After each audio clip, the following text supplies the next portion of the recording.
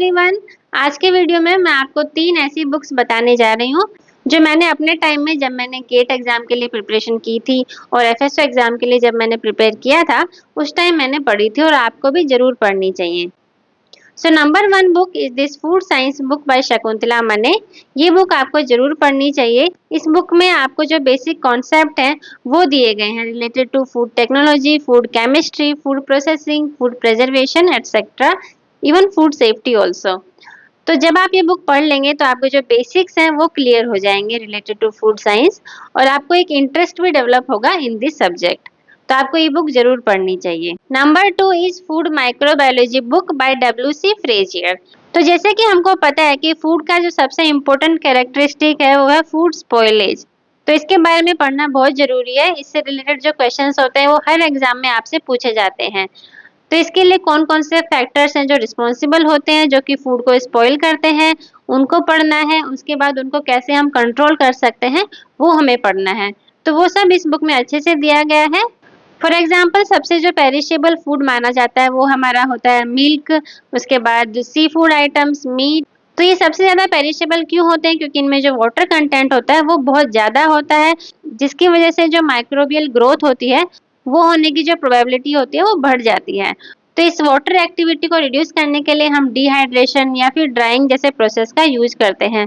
तो इस तरीके से इस बुक में हर एक फूड आइटम के बारे में दिया गया है कि वो जो फूड आइटम है वो किस वजह से स्पॉइलेज उसका हो रहा है, कौन सा माइक्रोब उसमें ग्रोथ जल्दी करता है, उनको हम कंट्रोल कैसे कर सकते हैं, अगर आप वो स्पॉइल्ड फूड खा लेते हैं तो आपको किस तरह की डिजीज हो सकती है।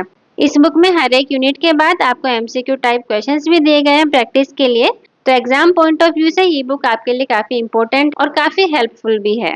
Number 3 and the most important book is this objective food science by Sanjeev Kumar Sharma.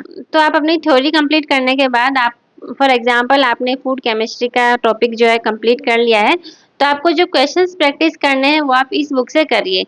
इस बुक में जो क्वेश्चंस हैं उनको सेक्शन वाइज डिवाइड किया गया। फॉर एग्जांपल फूड केमिस्ट्री का अलग सेक्शन है, फूड माइक्रोबायोलॉजी का अलग सेक्शन है, फूड टेक्नोलॉजी का अलग सेक्शन है। तो जब आप एक टॉपिक को कंप्लीट कर लेंगे तो आप उसके जो क्वेश्चंस हैं वो यहाँ से आप प्रैक्टिस कर सकते हैं। इसके साथ ही इस बुक में जो पिछले सालों में एग्जाम्स हुए हैं रिलेटेड टू फूड टेक्नोलॉजी जैसे कि CFTRI entrance, GATE exam, ASRB NET, ICAR, JRF, इन सब के क्वेश्चन इसमें दिए गए हैं।